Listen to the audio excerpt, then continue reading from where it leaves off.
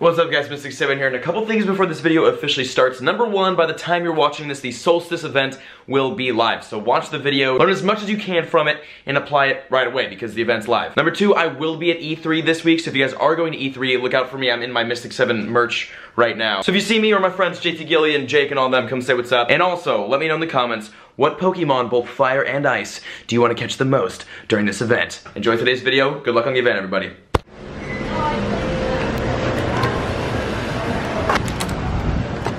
How we doing? Carlos, yo. Okay, so we got this Carlos shave place. We got E3 tomorrow. E3? Shave my head bald. Okay guys, I'm bald right now. Get ready. I'm not. Carlos. Dude, thank you. Ready for E3. You guys remember we were here last time? This is exactly what happened when we were here last time. We found a Cyndaquil, as we found right here, and then right after another Cyndaquil, and then a Snorlax. We're here in Century City, obviously because I got my hair did. And today we've got an exciting video because today is the guide to the Solstice event coming tomorrow, or today for you guys. Starting off very fittingly with a wild Cyndaquil. We're gonna pineapple this because Cyndaquil candy is fuego. We're actually gonna talk about which candies you wanna prioritize and which fire type Pokemon you wanna look to get the most, and ice type. And basically overall how to maximize this Solstice event because it's fire and ice and it's very important to take advantage of. Now we'll start this wondrous guide by talking about what exactly is the Solstice event for people who are maybe new to what's happening. So basically fire and ice type Pokemon, all fire and ice types, are gonna start spawning more often in Pokemon Go as we see with these events. There's gonna be lucky egg discounts in the shop, which is gonna be phenomenal because I love some lucky eggs. It's getting really windy, so I'm sorry about that. And also you're gonna get huge XP bonuses for throwing Pokeballs accurately, which means, we're gonna try right here, for nice grades and excellence, you get a big XP bonus, and we got a grade. So we would've gotten a bunch of XP for that, and if we had a discounted lucky egg down, we'd get even more XP. Speaking of XP, while we're here on top of this building, we got, oh my gosh, okay, 3-day streak. Speaking of XP, didn't drop an egg. Let's talk about XP efficiency and maximizing your XP during this update event. Obviously, lucky eggs are very important, and I didn't drop one right now, which is silly. Now, when it comes to lucky eggs, obviously you're gonna wanna prioritize buying them during this event because I'm assuming they'll be 50% off once again, and that's very, very important to take advantage of. Now, unfortunately, with this double XP, we're not gonna be able to do like mass evolutions and get double XP for that, but we will get double XP or quadruple or even maybe even triple XP for getting good throws. So speaking of good throws, you're gonna wanna maximize your throwing as well. This is what you're gonna wanna try hard. You're gonna wanna snipe these Pokemon down. So all of my Pico Plus users, I would highly recommend against the Pokemon Go Plus during this event because obviously you can't get nice, great, or excellent with the Pokemon Go Plus because it just chucks a ball. Definitely prioritize getting your nice, your great, your excellent, which I missed there, and then he kind of ran. Prioritize mowing the lawn or doing something to get yourself some iTunes or Google Play cards so you can buy yourself some cheap lucky eggs because get them while they're hot and while they're cheap, and they are cheap this weekend. Now enough about XP. That's boring stuff. I'm gonna try to find somewhere to cower from all this wind. Oh, this is perfect. We can get arrested. Now you're probably wondering which Pokemon do I want to prioritize during this event, which one do I want to find the most, and which ones do I want to stack the most candy for so I can evolve and get their bigger evolutions. And that goes for ice and fire type, and we're gonna talk about all the strongest ice and fire type in this game, and the candy you're gonna really want to prioritize during this Solstice event. But first, as you guys might remember from the last time we were here, we're kind of in a maze right now, and I gotta find my way out. So I'll be right back.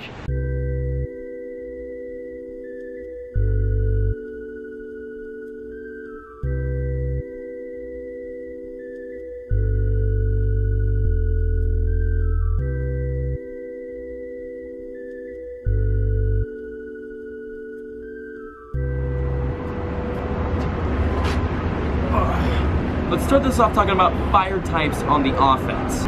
As we all know, fire types on offense kind of suck now. They were great back in the day when Executor was being thrown up in like every single channel. Executors literally ran the place for a cool minute there. That's when they were good on offense. Now with the meta being, you know, Dragonite, Snorlax, Tyranitar, Blissey, that kind of stuff, fire types don't really have a place in the attacking meta. But it's never a bad thing to have a good fire type Pokemon.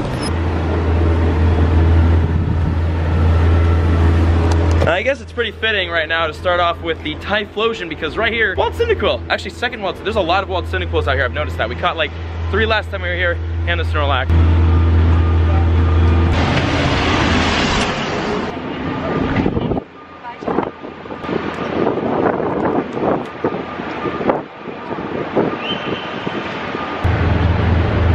I had to walk a long way to get somewhere I could sit down and catch this and talk about the Typhlosion. So Typhlosion's max CP is 2682, which is kind of decent, but especially with, you know, Tyranitar's going to like 3600, it's not the greatest. Now Tyranitar's a lot like Charizard, which we'll talk about in a second, and we've got an evolution for that too. It's got decent, Typhlosion's got decent base stats, but really nothing spectacular. Its CP isn't too high, and it's a fire type, which again, doesn't really fit into the current gym meta. Now a Typhlosion with Ember and Overheat, which is the best moveset, which we do have, does the same amount of DPS as like an Arcanine, and the Arcanine, which we'll talk about too, isn't that phenomenal. So unfortunately, as awesome as the Typhlosion is, and as many as we catch in Santa Monica, they're not your best fire type. Oh my gosh, there's Cyndaquils literally everywhere. I'm so down for this. Why does the Typhlosion have to suck currently? The advice from the Pokemon Go Hub, whose article this is by the way, link in the description, is to save your Cyndaquil candies for now and wait until possible better movesets for Typhlosion and for fire types are released. Hey!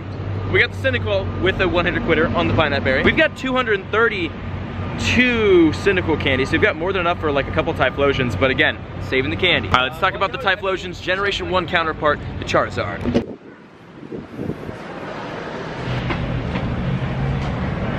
Oh my gosh, my back, dude, I'm too young for this. All right, Charizard. Also, I think this should be our 3-day streak, right? Maybe possibly? Yes. Jonathan's calling me, hold on. Hello? Okay, let's talk about Senior Charizard and actually evolve to a Senior Charizard. We'll just grab the highest CP because I could really care less about Charizard. So Charizard honestly isn't that bad of an attacker when it comes to Pokemon Go. Well, I mean, you know, not with the gym meta, but like in general. He's got good DPS, he's bulkier than Flareon, and because he's a flying, he's got double resistance to grass, which is nice if you ever find a grass Pokemon inside the gyms. Got the Charmeleon there for 835, that's a little Charmeleon. Now comparing it to Arcanine, it does damage faster than Arcanine, which is great, but it's not quite as bulky. But obviously because of Charizard's double resistance to grass, if you're ever battling a grass-type Pokemon, Charizard typically is the way to go, or Flareon, really. Charizard right here with Air Slash and Fire Blast, okay. So overall, this guy right here, he's alright. Speaking of Arcanine, let's talk about that guy. Now the Arcanine coming in at 2800 max CP, which isn't terrible, but again with like all the meta Pokemon going over 3000 or around 3000, 2800 isn't phenomenal. But an Arcanine with Fire Fang and Fire Blast like we see right here, which I luckily have at 1600. This guy pumps out a lot of DPS, so he's still definitely a good Pokemon to use as a fire attacker, but really if you do need a fire Pokemon, Charizard and Typhlosion are both better than Arcanine. Its biggest weakness is the fact that it's not the best fire type, which is unfortunate for him. Although luckily for the Arcanine, he has really good base stats, so he's generally a good base stat Pokemon, so when new moves and more Pokemon get introduced in the game, he might be more useful, but for now, he's definitely not the best. Although the Arcanine isn't the best fire type, let's talk about the best one, the Flareon.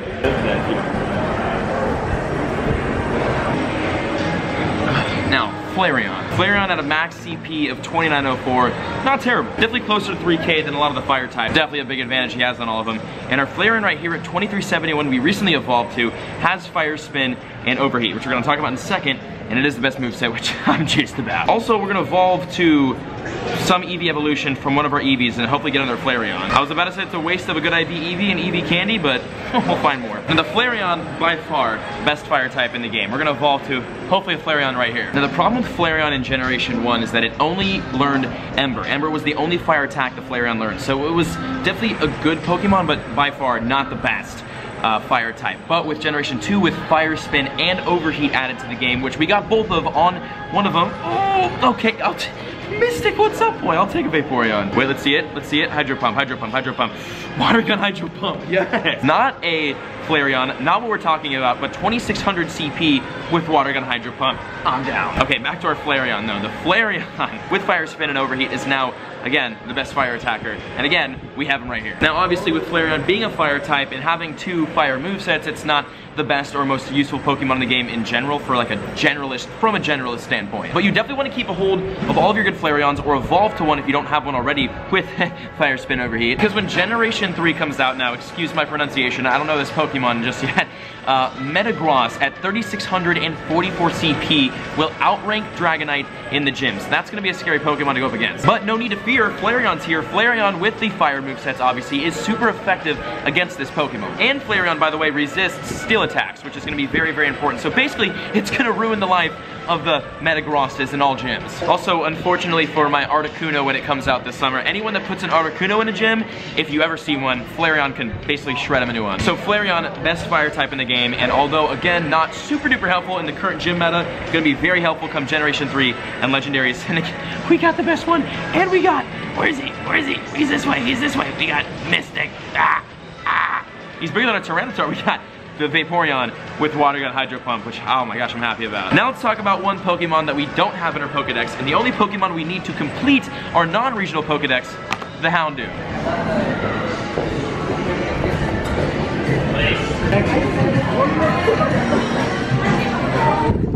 I needed to get a charging cable because I always lose them. Okay, Houndoom. It's actually perfectly enough. Oh my gosh, perfectly enough. We have a Houndoom right here. Let me change this camera. Now remember, and for everybody who doesn't know, the Houndoom is the last Pokemon I need to complete my non-regional Pokedex, and then we need Farfetch'd and Kangaskhan, and my entire Pokedex is done. Now, why haven't I gotten Houndoom? I literally clicked on one in Santa Monica and then let it run away because I didn't want to finish my Pokedex. We're just gonna hold on to him probably till this. We might do it this week. I'm not sure. But Houndoom has a max CP of 2,529, which definitely is, again, it's not bad. It's like, you know, above 2,500, which is okay. Now the Houndoom is one of the worst fire types. It's worse than Typhlosion and Arcanine, and it has one thing though. One thing about it that makes it special. It's also a dark type. The Houndoom actually has the second highest dark type DPS in the game, which is pretty cool. That's a nice stat to have as a Pokemon, but is it useful? Not right now, no. Now here it is, guys. Evolve the Houndoom, complete the Pokedex, so we're not gonna do it. The only thing that would make this Pokemon very useful is if Pokemon introduced immunities. Basically, the Houndoom is immune to Psychic types and Psychic type attacks, which would be huge against Blissey. But immunities in Pokemon Go are treated as resistances, so it's not immune to Psychic types, which makes the Houndoom, right now at least, not a great Pokemon. But if that's ever introduced, Houndoom would be alright. And actually, let's talk about just one more thing while we're sitting here. The best fire type Pokemon to use on the defensive end of the gyms. Obviously, fire types, one of the worst you could ever use on defense because of my boy, the one we evolved to today, Vaporeon. Vaporeon with Water Gun Hydro Pump will kill any fire type faster than you can say Savage Season. Legit though, like fire types in gyms, bad idea. But if you really want to throw a fire type up, or you have a fire type you want to put in a gym, go with the Flareon. The Flareon is the best gym defender when it comes to fire. But again, because my boy Mystic, wouldn't recommend it. So those are the fire types in Pokemon Go. Now obviously this is a fire and ice event, so we still have yet to talk about the ice types. So let's go to where we found the Snorlax and start talking about ice types in Pokemon Go and which ones you want to prioritize. Oh, it's actually right here. Whoa, whoa, whoa, whoa. Right here we caught the Snorlax. And, oh my gosh. I got you. Holy guacamole. Right here where we caught our Snorlax. And as you can see, there's no Snorlax. We do have a Growlithe and an Eevee though. And a Vulpix. We got a lot of fire types right here. But we're talking about ice types right now. Let's talk about the one, the only, the Lapras at a max of 2,603 CP, which isn't too shabby, which is a lot smaller than it used to be before it got nerfed. Before the Lapras got nerfed, he was an absolute monster, but now he's still a monster, just a smaller monster. Now despite the nerf, the Lapras is still the best Dragonite counter in the game, which makes him very important. So obviously if you see a wild Lapras, don't be like, no, it's a Lapras, but I catch a Pidgey for XP. No, catch the Lapras. And the Lapras actually ranks 8th out of damage output out of both Generation 1 and 2. So he's a very, very good attacking Pokemon. And with the Dragonite being one of the best Pokemon to have in the gyms right now, Lapras is a great Pokemon to hold on to, and especially with more Dragon-type Pokemon coming out in the future. So Lapras, one of the best ice types by far. But there is actually a Pokemon that kills Dragonites faster than Lapras and is also an ice type that we will also see spawning quite a bit, which we're going to talk about next.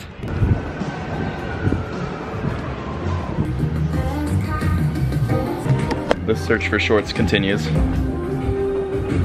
Hey.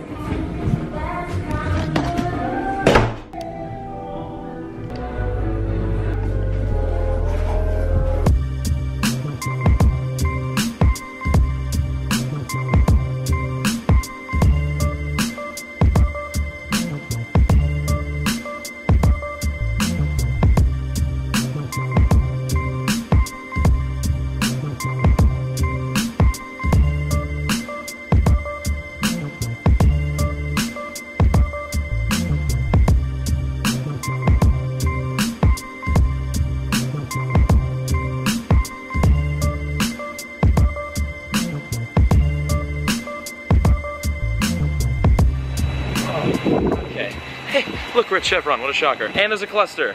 and there's nothing impressive. But now the Pokemon that takes Dragonites down quicker than a Lapras is the Jinx with Frost Breath and Avalanche, which we actually have none of, unfortunately. So the Jinx, definitely, obviously not a great Pokemon, because when is the last time, seriously, you saw Jinx in a gym? The Jinx on the offense is good when it comes to attacking, obviously with the right moveset against a Dragonite, but its health, its HP, its defense is like way down there. So it can shred through a Dragonite pretty quickly, but it's not gonna last too long after that. So I mean, obviously if you see a Jinx, catch it. It could help you in the future, but not the Pokemon you really want to prioritize. Same goes for this guy right here, the Cloyster. Remember in Miami though, catching the double Cloyster, that was literally insane. The Cloyster's okay though, he's kind of in between Lapras and Jinx. He's a little bit better than Lapras when it comes to DPS, and he's a little bit better than Jinx when it comes to bulk, but he's kind of in the middle. If you're lucky enough to get a Frost Breath Avalanche Cloyster, then that's a good one to have. We unfortunately don't have one. I do have Ice Shard Blizzard, which is okay. But the Cloyster, another ice Pokemon that definitely not terrible, is good in certain scenarios, but falls to the Lapras. And that should answer your question, what is the best ice-type Pokemon to look out for during this event? Right here, the Lapras, which we've got quite a bit of. And here's our monster, our 2-2-2-2 with Ice Shard and Ice Beam. Now I'm gonna finish gassing up. Actually, I haven't done gassing up. That was an expensive gassing up. That was like 46 bucks. Chevron must love me. And then we're gonna go back home right now, back to JT Gilly and the boys, and talk about the best gym procedures when it comes to the fire and ice, and kind of wrap this up.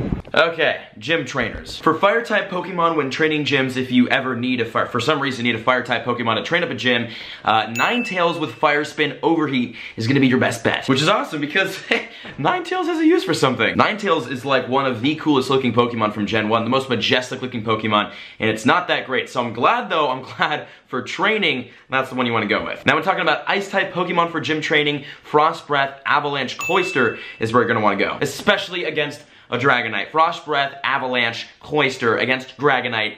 2 thumbs up. Also, if you have Powder Snow or Ice Shard Avalanche on a Piloswine, that will work too. And Frost Breath and Blizzard on a Dugong will be okay for the ice type training. So typically though, you want that Cloyster. And that is gonna be your complete guide to the Fire and Ice Solstice event for Pokemon Go coming out today. Make sure to leave a like on the video if you're excited. Leave a comment down. Also, Team Mystic 7 merch, the OG merch, the sales are closed for it now. On the website, there are now just the M7 shirts. If you guys wanted the shirt without the Team Mystic 7 OG on the back, it's now just the M7 with the logo on the website. Again, link in the description, and I will be having a special giveaway announcement coming in probably tomorrow's video regarding this, so keep an eye on that. But for today's video, that is it. I am now heading out to E3 in about an hour and a half, so I'm super excited about that. If any of you guys will be at E3, this video is going to be published while I'm there, so if you guys see me, come up, say what's up, take a selfie with my Pokemon. I might bring somebody. And again, let me know in the comments if you guys are excited for the Solstice event. What is the Pokemon you are looking forward to catching the most? I will see you guys in the next video. Love you all. Peace out.